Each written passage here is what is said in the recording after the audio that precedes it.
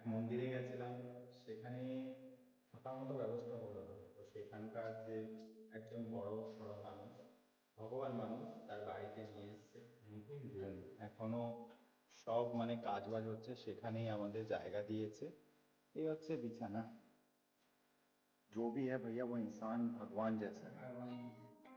उनका মানুষের জন্য আরো আয় উন্নতি বাড়বে।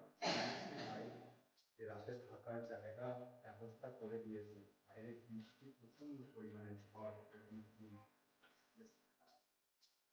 আরে প্রত্যেক তোমরা যেটাই দেখো ভিডিওতে, যখনই খাই তখনই আমি কিছু একটা ভিডিও দিই। যেদিন ভাবছি আমি খাওয়ার ভিডিও দিচ্ছি না, সেদিন ভেবে নিই সারাদিন কিছুই খাই। আজ মানুষটা দেখো কত কিছু দিয়েছে। দুখানা রুটি, দুধ, কলা, আর সাথে দুখানা খেজুর। সারাদিন পরিশ্রমের পর এই যে এইটুকু খাবার না, সত্যি